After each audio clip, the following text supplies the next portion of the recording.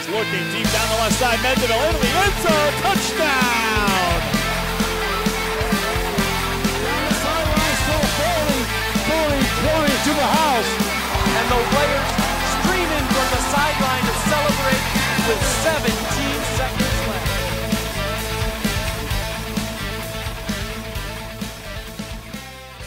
Hi, welcome everybody to BVarsity Nightly. Once again, I am your host, Trevor Horn. It's Tuesday, September 8th, 2015. Hope you guys all had a great fun and, of course, a safe Labor Day holiday weekend. We're going to get right back into the action, but first, let's look at the action that was Friday night in football action. We had two games for you. One was our live broadcast, Liberty at Ridgeview. We'll get to that in just a second. The first one we'll show you was Fresno-Edison coming in at BHS. Let's look at some of those highlights now. BHS down 7-0 before Kier Gragg gets his 1-yard scamper to tie the game up 7-7 against the Tigers.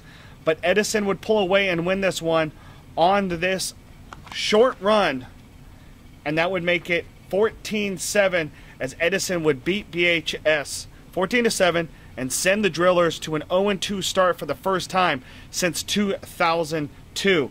And then over at Ridgeview, check this one out. Here in the second quarter, Lawrence White gets away from the defense, steps back, and lets Jamar Moya do all the work. One-handed catch over the Liberty defender. Big touchdown pass there in the first half. And then White, well, he knows how to do it on the defense. He shows his chops here. Takes a pick six off of Bryson Faulkner and goes the distance for the pick six as Ridgeview would beat Liberty 29-14. Headed over to West today to talk to a couple of football players and had a little fun with some of them. Jalen Simpkins, big running back, 6'1", 240 pounds, hard to bring down. Had over 100 yards rushing, had a touchdown, and led the team in tackles.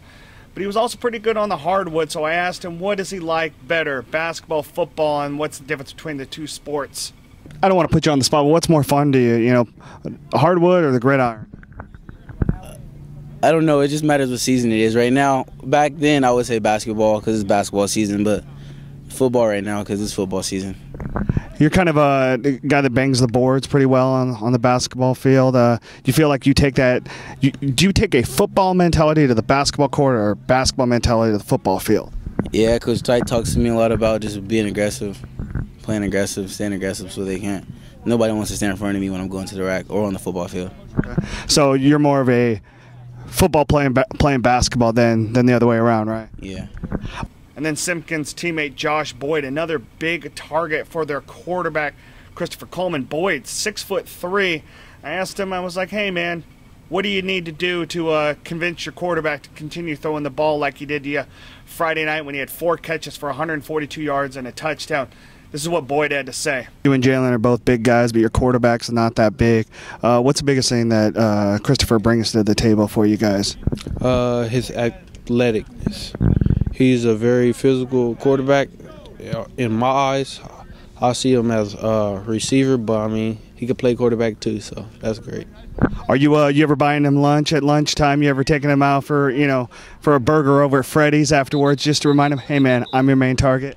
No, we talk about it on and off the field, like who would you throw the ball to, and he picked me every time. So I mean, that I take in for good measures. We'll have more on West in Friday's edition of the Californian as the Vikings take on number 21 Chavez at home on Friday night.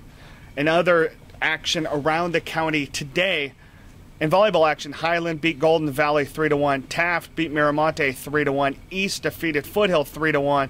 And another 3-1 contest. It was number 1 Centennial on the road, 3-1 over number 7 Clovis North. And in girls tennis action, Taft shut out Shafter 9-0.